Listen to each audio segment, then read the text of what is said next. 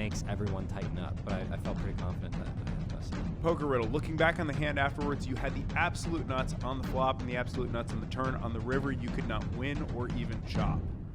What was your hand? I played good. Finally played good poker. Yes. What happened? Tell me about it.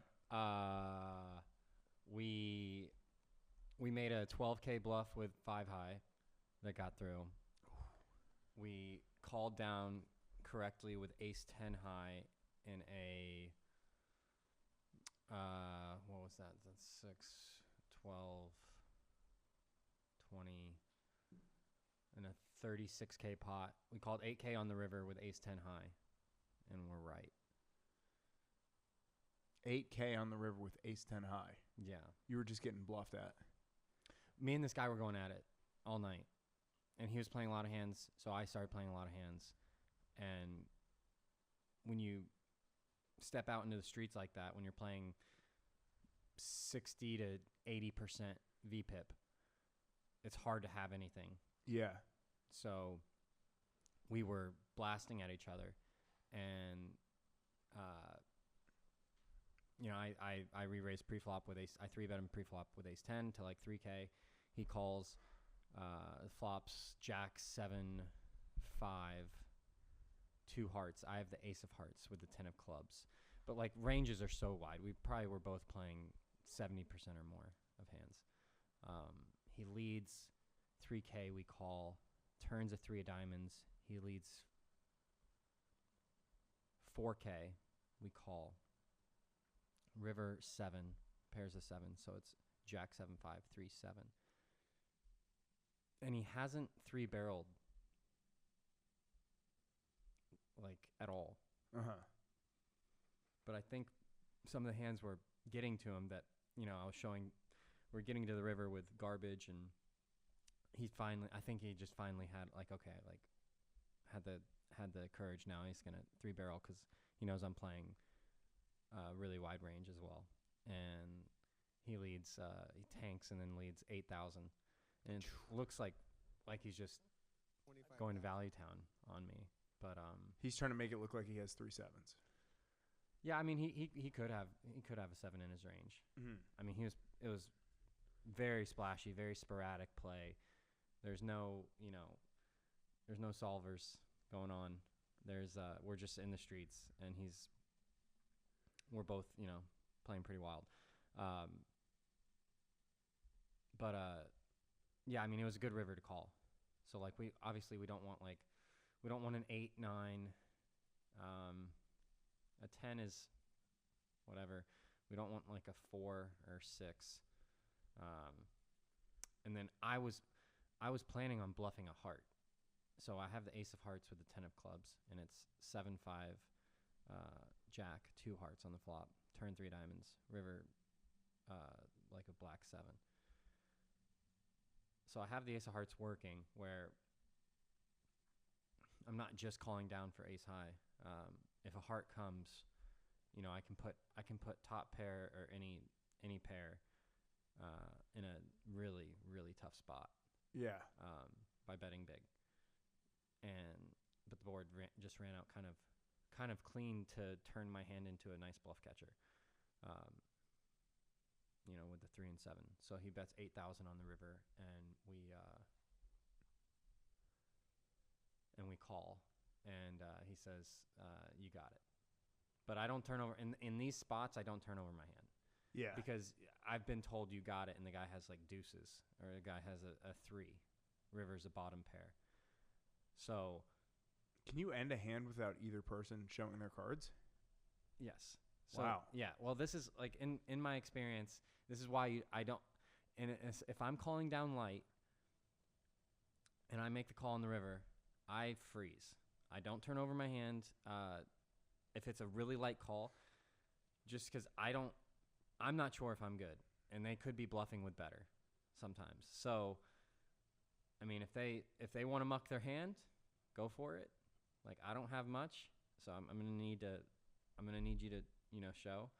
Now, if it is a private setting, so like if they're like, I don't have it, and they flash me in their hand, like, yeah, I'm gonna turn it over. Or if they're like, or if they announce their hand, Like I have queen high or I have king high and I have beat. Okay, I'll show. I'm not gonna make them show in a private setting. Yeah. But we both kind of just didn't say anything, and then he's like, I think you got it, and I'm like, and then the table was like, I think he needs you to show. I don't think he has much, and so he shows queen 9 of hearts. Ooh. So he flopped the flush draw, and then he barreled 3 streets. So if a heart comes, I lose a massive pot. If the heart comes, you're gonna play that flush bluff, and he's gonna eat you alive. Yeah, he might check. His tendency was kind of checking when he made hands, so like he would have trapped me for sure. If he bet, I was gonna raise, and if he checks, I'm betting big. So I'm just losing a massive pot if a heart comes. So there's some variance there with the runouts, but it ran out clean to where my hand was a good bluff catcher. If he has 10-8, 10-9, like 8-6.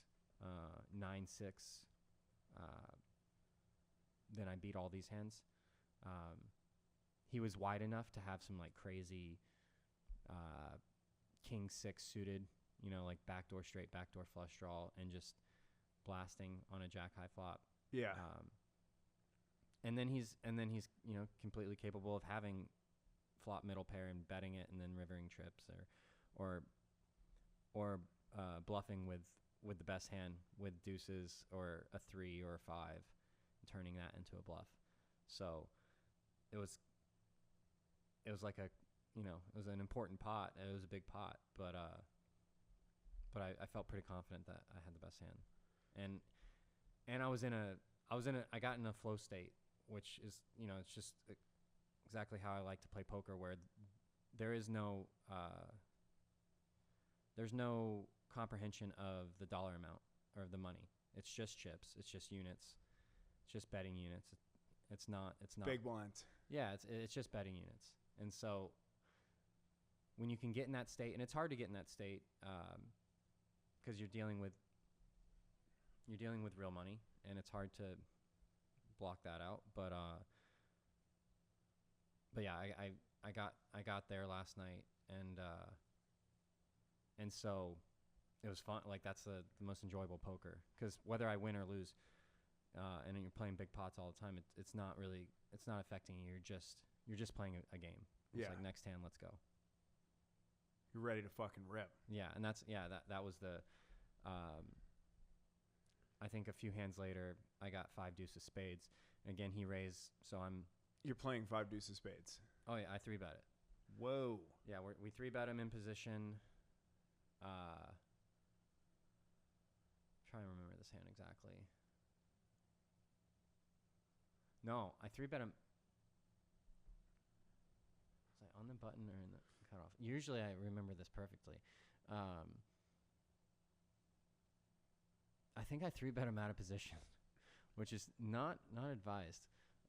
But we 3-bet him with 5 deuce, and we're playing squid, so that really encourages you to try to win every pot. And the flop is king 7 3, and I c-bet, and he calls, and the turn is a 4, and I check, and he checks behind, and the river is a ace. So this is like a nice card for us, because we could 3-bet pre with ace high, with like any ace. We're playing shorthanded squid. Yeah. And then I'm gonna c-bet on king high boards, and then the turn goes check on the 4. So it's king 7-3 turn 4, and the river's an ace, and there's 14K in the middle. And we bet 12,000, and he tanks forever, and he thinks about raising, and then he folds a 7. So he folds middle pair or third pair, and we get to show the 5 high. But that's like I finally like got in that state where, I'm just playing my hand. It's not. There's no there's no acknowledgement of the dollar amount. It's just you're just playing big blinds and betting units, which is the way you should play poker. It's just hard to get there, especially if rent is on the table. If there's outside factors and for sure. Not just rent, but just not feeling confident. Confidence plays a huge part in poker. And so I'm getting back to playing like myself. Dude, hell yeah. Well, funny enough, you're talking about two guys going at it at the table, and I just watched some of the John Hopkins poker course, and on the third episode, they're talking about how basically like you can sit down at a table and have two people playing like a really wide range, and they're going at each other. They're sort of attacking each other and playing a super high VPIP. Yeah, it's a game. It's a game of chicken. And you can, as the person that's not those two players, you can exploit that if you're playing tighter and get into the right hands. When you're going heads up against somebody, like playing pretty aggressively, going at each other, are you not worried about somebody getting in there with a premium hand and fucking you guys up? No, I mean you don't. It's hard to make a hand. Yeah. So a lot of times, if two people are playing the majority of hands, it's like everyone becomes kind of spectators. Yeah. And then when they do enter a pot, it's kind of easy to. It's easy to just get out of the way. Because you can tell when people are kind of waiting for a hand, and so you might just lose like a 3-bet or an open pre-flop, but then you get out of the way when like the tighter players enter a pot. Yeah. You just let them have it. Yeah, I mean depending on how deep you are and how big the raise is, yeah, but I mean you can. There's a lot of factors that go into it. But yeah, a lot of times in these higher VPIP games, you're playing a game of chicken, and it's like who blinks first. There's a really great hand Sean Deeb played in the World Series that I always thought he was playing against an over aggressive player, and he got check raised, and he made like a really high level float with nothing. I think it was on a paired board. And he, I don't know if we can find this hand. It would be nice, but he just read the situation perfectly, where this guy is overdoing it and over check raising and over bluffing, and he gets check raised on the flop when he c-bets, and he has absolutely nothing, like 10 high or 9 high, and he gets check raised big, and he just calls. And then it's as an aggressive player who is bluffing a lot, you're kind of looking out for people trapping. And when you check raise big and they just call, it's really hard to continue to barrel. And so he checks the turn, and then Deeb takes it away. Tough spot for Deeb here, because if you do make your straight, you want to ensure you get the max from it. Yeah, so like a 6 is hard to get paid because it's a 4-liner. That's why I think this is probably a fold on turn, but he knows that any club in his mind, he's like, my hand looks like a flush draw, like, and any club I can barrel. Yeah.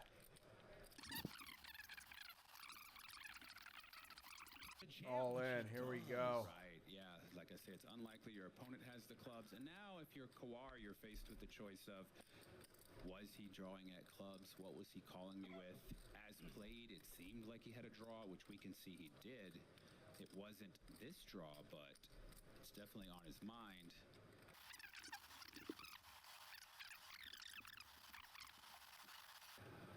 Oh, it's such a tough fold.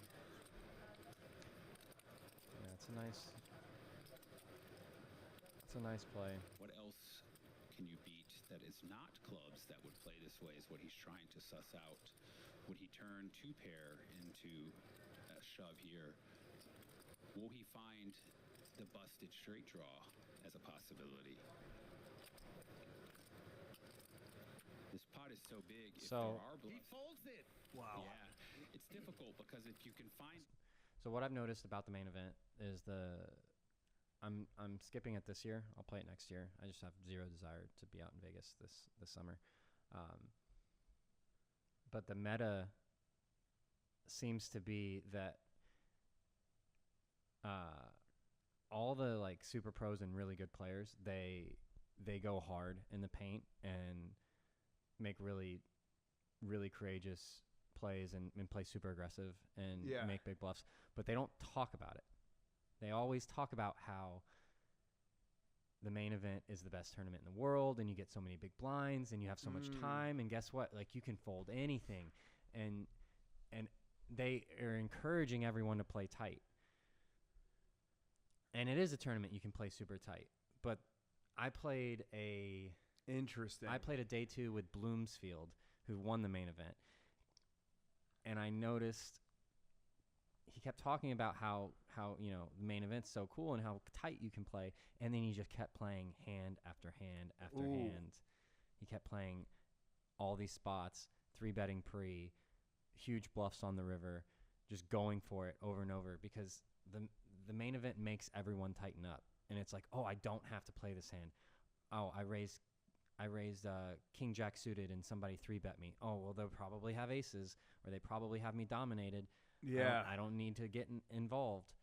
But all the the sharper guys are fucking going for it. And that was a good hand Example of that. Yeah, a good representation of, like, the guy has a set, and I can just bluff any club, and because it's the main event, And he's He's playing not- tight. He's going to fold. yeah, he's not going to put it in. And so yeah, the more experienced upper echelon players, I think, are blasting in the main and building stacks while everyone is playing timid. Ooh, okay. So everyone's just trying to get to the next table, and they're just like building chip stacks Yeah. and sticking it out. Yeah, bluffs just have so much more value in the main, because just everyone's treating it like they're gonna win 10 million. It's no one wants to bust, Yeah. so everyone's afraid. So if people are afraid and on their heels, you blast. Got to do that to your advantage. Or if you're Michael Mizrahi, you just hit fucking everything. Just or you just turn into sun run. Steph Curry. You know what I mean? But That was poetic, him winning last year. it was insane. So you're not going this year. No. What's the reasoning behind not wanting to spend the time in Vegas this summer? I've gotten sick every single summer that I've gone there. I think everyone pretty much does. Haven't heard of anyone going there and not getting sick, because you're in these ballrooms, Which is everyone from all over the country. with everyone, yeah, and all these poker chips and everyone breathing on each other, and in a compact space. You're just bound to get something, and it's like they call it the WSOP flu. So that's You could go full dork, throw a face mask and hand sanitizer yeah, out there. I mean that's not like the biggest reason. It's more just where I'm at mentally and my headspace. I am in a really good routine, and I have and I'm enjoying my summer in Austin and where I'm at, like with my exercise and the trail and the lake and I got a new gym, and I'm doing good here. Yeah. Or I'm on the way to, I'm on a good path here. And I don't really want to interrupt that. Like I went to Florida for my mom's birthday and to see the family for a little bit. But even that, like, I'm glad I did it to see them, but I desperately wanted to get home to get back to my routine. Dude, I feel you. I hate to turn into one of those like over optimized bros, but I went on vacation for the 4th of July as well. And You went to Colorado? Yeah, I went to Colorado. I had a blast, but right off the bat, there were a ton of wildfires going on, and I'm not sick at all, but I got a bunch of smoke up my nose from the wildfires, and it just like fucked my sinuses up, and I just can't breathe through my nose. And I also like heard somewhere that if you're lifting heavy, every 8 weeks you're supposed to take a break, and so I just kind of took that as my break to not lift. And my nose was just all fucked up, and I wasn't doing my morning writing. Yeah. And I wasn't exercising, and I just felt, honestly, your spirit a little off, gets you know? It gets a little damp. And it's one of those things where it's like I love getting fucked up, so one of my things that I always want to do on vacation is I always want to drink the first few nights that I'm there. And it's like I need to just learn, hey, night one on vacation, don't have a cocktail. Just go in, fucking hang out, wake up your first night in the place, get out of the hotel room, go lift weights. Because it's like, dude, for me, it's the little things where in Austin, I sleep with my phone in the living room. And I have it bricked so that when I wake up, I can get text messages and emails, but I can't look at Instagram or Facebook. So when I wake up, I get some water, I make the bed, I open the blinds, I take my thyroid medication, and step 5 is looking at the phone. So I'm 15 minutes into the day before I make contact with the phone, and it's only to put out fires. The rule is I have to do it standing up. And then I leave it bricked, I go to the buzz mill for an hour, and I come back, and I feel fucking great. And then today I went to Squatch, and I'm like, normally I'm in the ice bath, and it's like,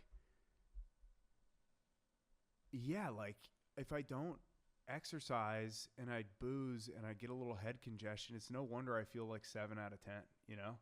Yeah. You just get fucked up. So 7 out of 10 is not that bad, but 7 out of, I mean, I like where I'm at here. I'm having a fucking blast in Austin right now. And we started a new chapter. We have a new studio. Yes. Oh yeah. I don't know if you can see the lake. Can you see the lake? Your side, yes. Hell yeah. Your side, no. Yeah, so this was a project of mine that started. I started thinking about it like 2 months ago, and it's kind of serendipitous. I was on one of my 1,000 walks, walking the trail, and I looked and I saw a for lease sign, and I've been wanting to move the podcast out of the house to kind of separate things. Yeah.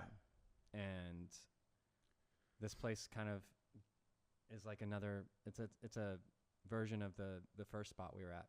100%. At Tyndall.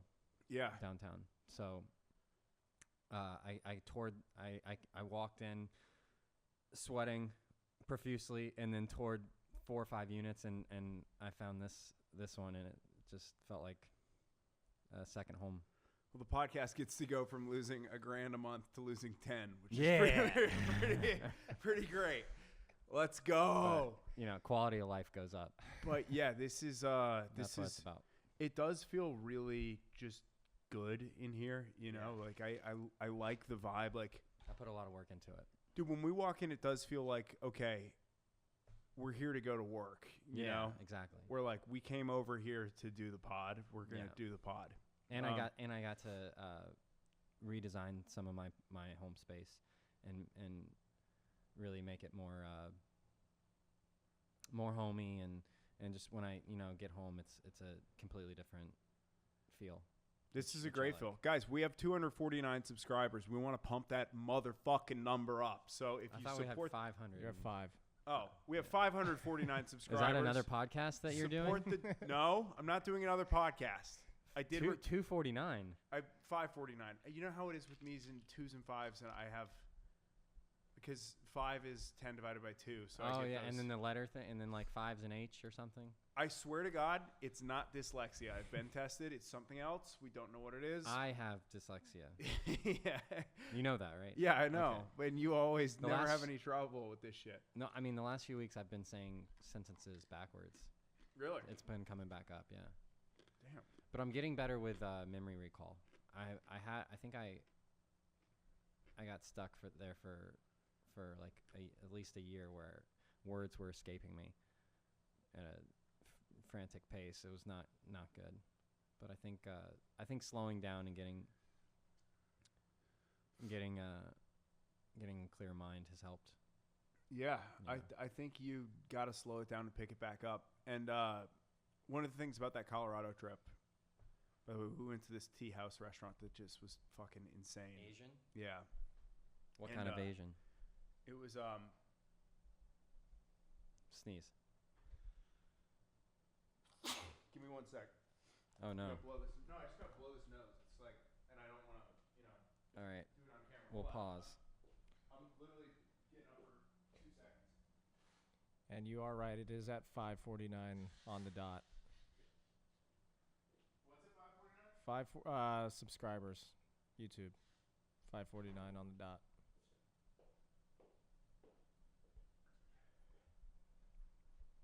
And we're right at 30 minutes. We're ripping today. Might go long. Okay, here we go. We're back. But yeah, one thing that I was going to say, we went to this incredible tea house, maybe the best tea-based cocktails I've ever had. We also did this hike that was unbelievable, 3 miles up. And then there was a gigantic lake that was like under 40 degrees. Oh, you went in it. And because I'd been doing the ice baths, I dove off a 15-foot rock into it. Oh. And then I swam around for 3 whole minutes. And I was like, Wow. God, it's paying off. But one of the things that always happens to me when I'm on vacation is I'm aware that when I'm here, there's like a couple of key things that I could hit just once a week, 1 hour a week. That would change everything for me. So I know a couple of those things are if I spent 1 hour a week working on the live bait questions and trying to improve the show, I could double the quality of the show. But for whatever reason, I always wait till show day. And the other thing is like, Procrastination. yeah, is the poker pod. I go like, if I just put a little bit of effort into it with the week leading up and like started to amass my questions and thinking about it. Cause I always listen to the last episode, but I could get somewhere. And you don't realize like how weird you're being in your routine. You need to step out of it and look at it and go like, that's a mistake. And so that kind of clicked in Colorado. I had one thing click, which is I'm not doing enough prep work. The other thing is I realized that my writing method is so stupid and I needed to fix it. Basically, I come up with a bit and then I just write the whole thing out. And I'm like, no, you need to lower your bar for what you think is funny. And anything that is remotely interesting or funny, write it down, just one word of it, and you'll remember it. And so I've started doing that, and that's been great. But I did a little prep for the podcast today. Okay. I took the level 3 of the I'd taken 1 and 2 of the Johns Hopkins poker course, and there was a riddle in episode 3 that I found immensely interesting. I could not solve it. Dale, if you want to read us the riddle, that would be fantastic. Yeah. Okay, so poker riddle. Looking back on the hand afterwards, you had the absolute nuts on the flop and the absolute nuts on the turn. On the river, you could not win or even chop. What was your hand? You could not win the hand or even chop. And any other hand in the deck would beat you. I could not figure this out. I don't know what the answer is to this. I think I do. So, absolute nuts.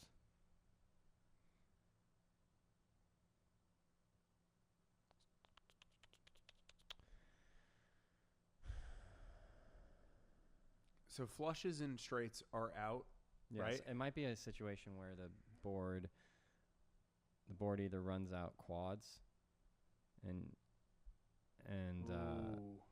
yeah, if the board runs out quads, then an ace is the nuts. Any ace is the nuts.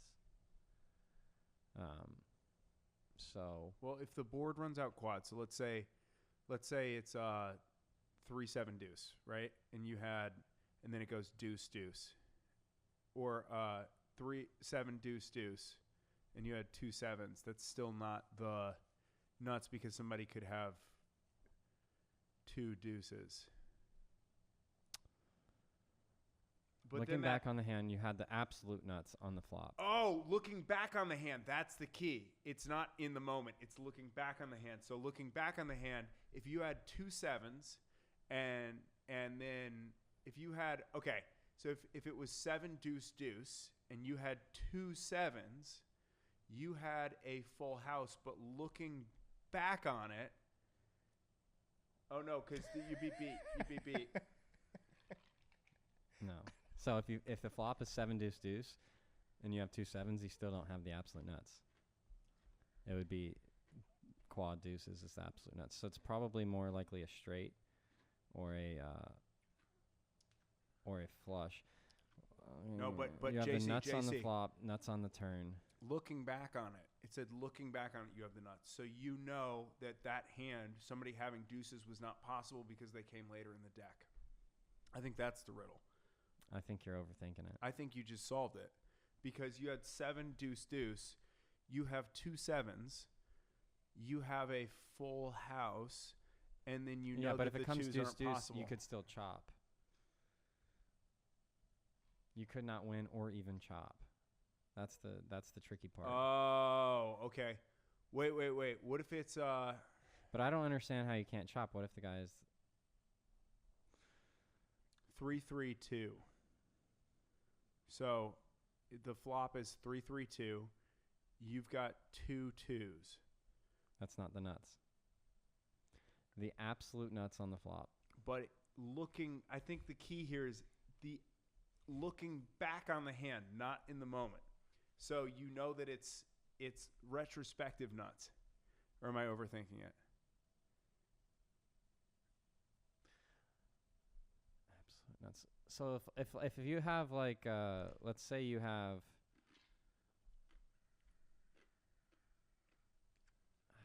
let's say you flop a straight flush. You have 7-8 of spades. The flop's 9-10 jack, all spades. You flop you still don't flop the absolute nuts. Cuz king queen of spades is the absolute nuts. Flushes and straights, all flush and straights are out. Yeah. I think I got it. No. I think I got What it. hand do you think it is? This is a good one. I think I got it. I It's think the absolute nuts on the flop and turn. I have a pair of twos.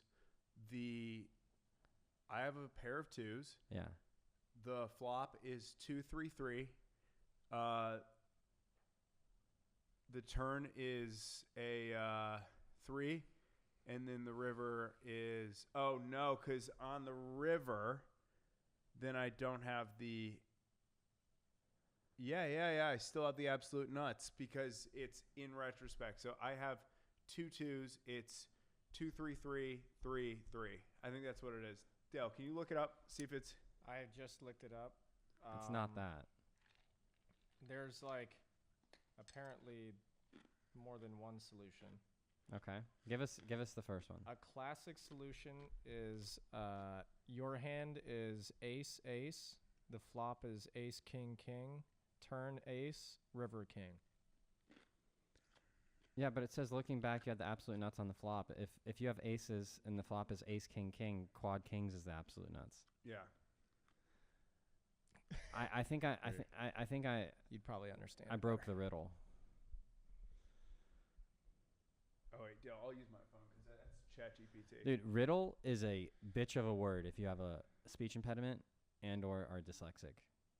Because The D and the L. my tongue almost slipped there. Little. It almost went little. Looking back Riddle. on the hand afterwards, you had the absolute nuts on the flop and the absolute nuts on the turn. Period. On the river, you could not win or even chop. Period. What is the hand? Question mark. I don't know if this is the correct question.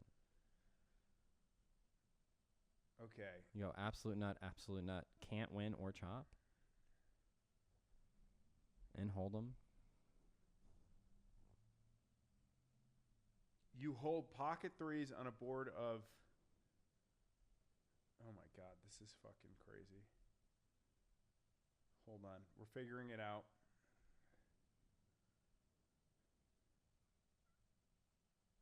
This is fucking nuts. Okay. Yeah, wait. I have it. I think I have it. You have a pair of twos and it's 2-3-3.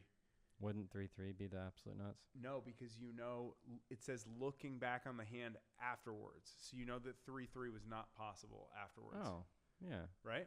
Yeah, okay. I think that's it. But then on the turn, if the turn is a 3, you don't have the absolute nuts. You have the great point because somebody could have aces.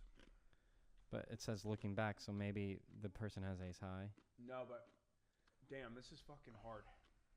I'm gonna use ChatGPT. We're fucked. This is. Yeah, is this exposing me for the fraud I am? You're not a fraud. You said you found this on like a course? Yeah, so There's got to be an answer then, I'd assume, right? They have the answer. At least the answer that they want to give.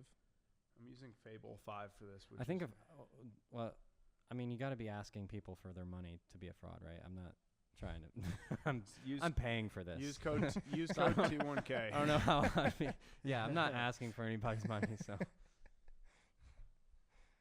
a fair point.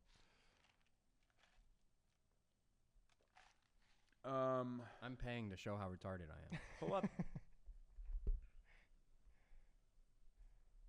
Can we not figure this out? Keep thinking about it. I think the question is flawed.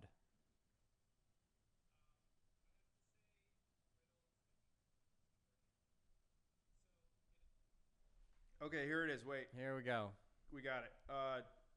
Dale, pull up Johns Hopkins Poker Course Lecture 4 and go to the 5:22 minute mark. Here we go.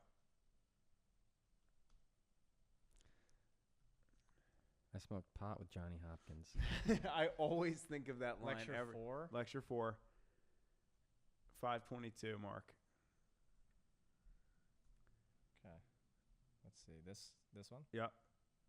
If you're just coming in, please have. First I tried random things and nothing was working. So then I was like, all right, there has to be like a methodical way to solve it. So I started by thinking like at the end for you to not win and not be able to chop, I realized that you'd have to like have a higher kicker. And so everyone else would be playing on the board. So I thought that probably meant that there would be quads. So then there'd be one card left. And so then I was like, oh, and then for you to not have the higher kicker, you'd probably be dealing with low cards. So that led me to think that maybe you had pocket twos, and I tried everything with that, nothing worked. Yeah, so then I was like, work. okay, pocket threes. So that would be what you have in your hand. And now the trick to this whole thing is that you look back on it afterwards. So at first, you'd want to have trips, and so the flop would be a 2, 2, and a 3. Okay. So nobody has And quads. now here, the trick is like, Okay. you could think, oh, someone could have pocket twos, and then they'd have quad twos already, but we know that the turn and the river are both going to be twos. So that means that's why looking back, you would know that they wouldn't have it's it, 3, which 2, would 2, only 2, be 2. done like in hindsight. But so then for the turn, then another tricky part was the full house. Someone could possibly, like, if they did have a higher pocket pair, they wouldn't have a higher full house just because it's based on the 3 cards instead of the 2 cards. So that You one's still for have threes that, full of so twos, that and then was it. quad And then, twos. At the end, Wait. everyone Pause else for a has Yeah. quad I twos. remember it now. I learned this. I learned this in my early 20s. It's 3, 2, 2, 2, 2. Because 3, 2, 2. looking back, no one can have a 2 if there's quad twos. Yeah, but somebody could have the stone cold nuts on the turn having 2 aces. No, Why? because it's threes full of 2s. So if it's 3, 2, 2, 2, you have 3 threes and it's 2 twos. threes full of 2. Yeah, Okay. Yeah, it's that I learned this in the first like few years of poker. This So came it's up 3, 2, 2, 2, 2. 2, 2. I was close. I had 2, 3, 3, 3. Yeah. I just hadn't thought about it in a long time. Wow. Okay. That kicked my ass. Because looking, mentally. yeah, you need quads on the board. Looking back, no one can have a 2 if there's quad 2s. But I'm upset now that you just kind of ruined a great day for me that I didn't get that. Wait, so it's 2. You have 2 threes, and it's 3, 2, 2. 3, 2, 2. Okay. And Then yes, it's another 2. And I got stuck because it's not the absolute nuts on the flop. But looking back, So I had the looking back you part. did, I got and that. I was wrong. Okay. Fuck yeah, dude. I'm sorry. It's okay. I forgive you. Should we kiss? Yeah, I think we should turn off the podcast. Fuck yeah. Dale, I'll let you make a judgment call on how much of that deliberation you want to cut out there. Yeah, none of this is going in.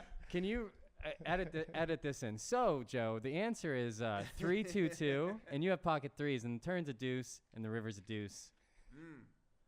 That was Classic. simple. Next. Classic riddle.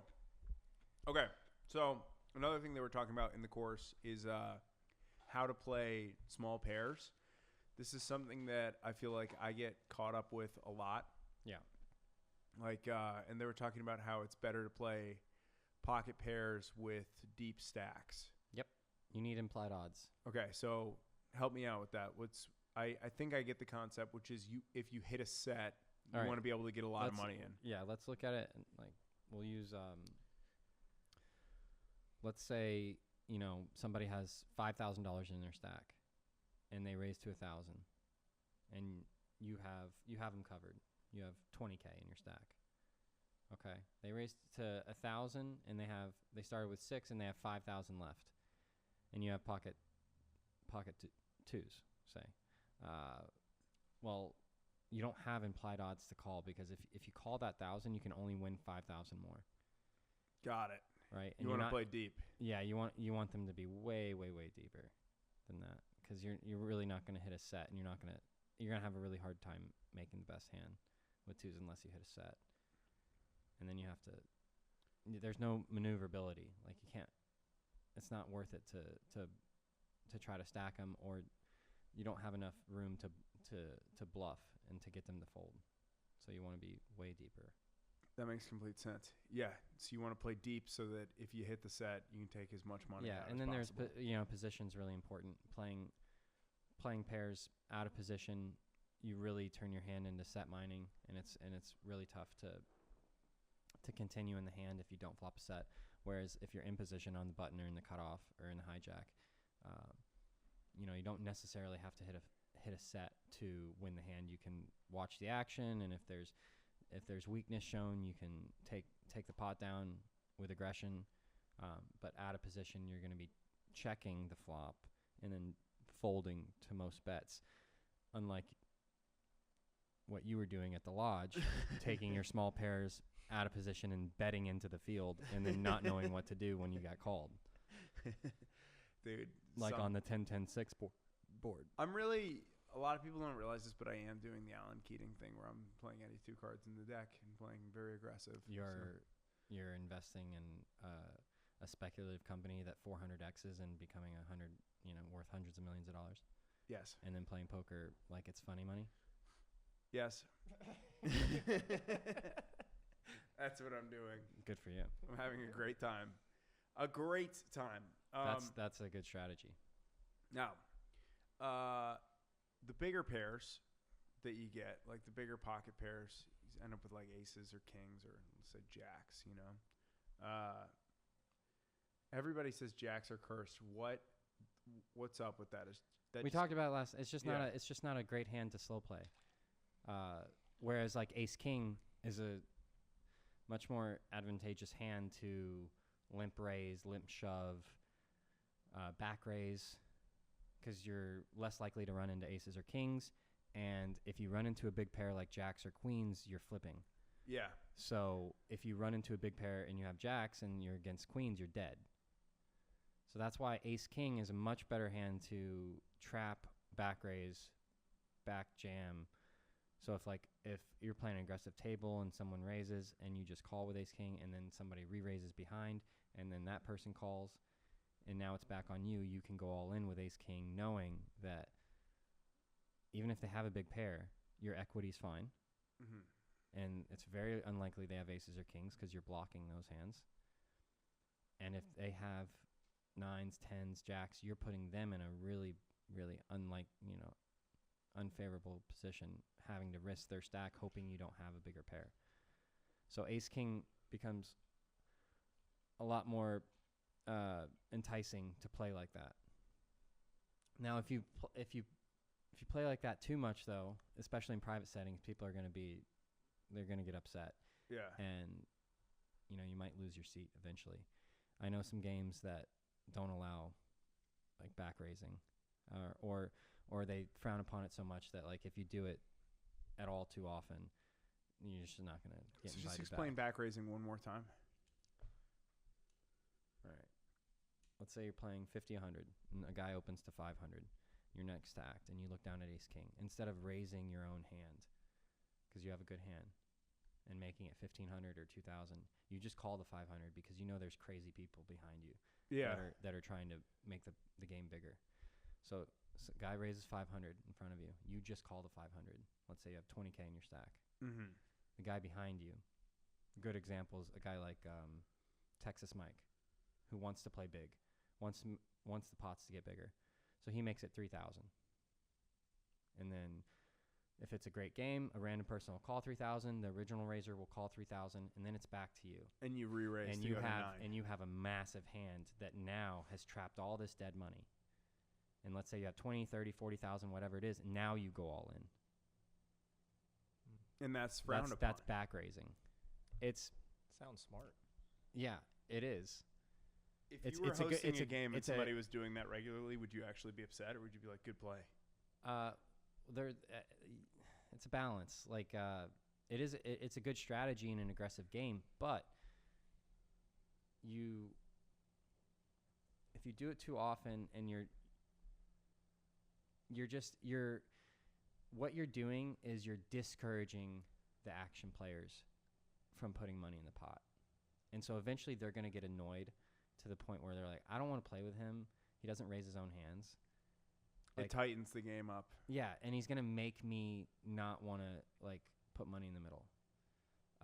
So a game runner or whoever's in charge is going to take note of that and be like, you know, this guy's nit rolling and trapping, like he's lowering his risk by keeping the pot small with massive hands, where even if nobody raises behind, now he has a massive hand and a small pot. But if the game is really good and they're raising behind, now he's trapped all this dead money. And so he's really, I mean, it's a play that's used a lot in amongst good players. But there's, you know, slightly different dynamics when you get into the higher stakes private scenes where there's nothing against it. There's no rule against it, but you're going to upset and discourage action players. And their thought process, just raise your own hand, man. Like I'll still re-raise you. Don't worry. Like I still want to put money in, but don't sit here and try to take advantage of my action over and over and over. So you do it every once in a while. Just raise your own fucking hand. Yeah. And those are like some of the finer points to playing with action players, to continuously play with action players for the long term, so they don't like just I don't like his action. All he's doing is limp raising, back raising. He's not really fun to play with, and then you don't get a seat. Yeah. So you have to be aware of that, because eventually the party's over, and people are gonna be like, at the end of the day, I didn't like his action. I don't want to play with him anymore. Well, let me tell you something. The party has been on for me. I've been getting invited to poker because I'm donating money to the table. Dale, we're pretty deep in here at this point. Yeah. What do you say we hit the last clip and then we roll out? You had some questions also if you want to go. Oh, you want to do the questions? Yeah, we'll do one question, then we'll do the clip. Does that sound good? Okay. Yeehaw. Okay. I don't have the questions. Oh. I don't have like access Let to me pull up the questions, and I'll get you access for the next app. Cool. Here we go, guys. I have a little something for you. Okay, I'm going to pull this up right now. What time you got to go? Like around 3:45 is probably. But you have to break this down. Yeah, okay. Let's just do a question. We don't have to do the hand review. We can save that for next time.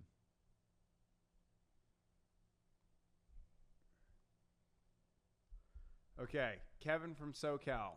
What role does fitness play in your poker performance? I unknowingly did the 24 taco, 24 beer, half-mile challenge during COVID about 3 days a week. And how do we get this to? I don't know. And currently am about 50 pounds overweight. Interested to get your perspective on how fitness directly/indirectly impacts your mindset on the felt. Majorly. I've been keeping, records a long time, and I can tell that, the upswings are longer and the downswings are shorter. When I've been focusing on things outside of the game of poker, when I've been training hard and then mental clarity, like on the poker table, it helps you make better decisions. You're harder to tilt, and it's a huge effect. And I think the majority of people that are doing this at a high level are taking their fitness seriously. There's still outliers and plenty of people that are in great private settings that don't. Yeah. But they typically have other sources of income and things going on. But yeah, I think it's a huge impact if you're gonna play for a living, and it's something you should switch over to. Yeah, even like on the pod, dude, showing up last week, like not lifted, just kind of like, ugh. And then today showing up post gym, I'm like, okay, I did squats today. I feel fucking great. Yeah, Let's go. I gotta go out on the trail later. Yeah, we'll hit the trail, dude. I played late last night. You want to go get pho? No, I want to go work out. I want to go sweat. It's hot outside. It's a great day. We'll go for a little stroll. I rode the skateboard to the pod today. That's a huge perk. But yeah, we're running out of time. Our producer's got to get going. We'll do the hand breakdown next episode. Yeah. Cool. Ye freaking ha, boys. Yeah. Let's do it. All right. See ya.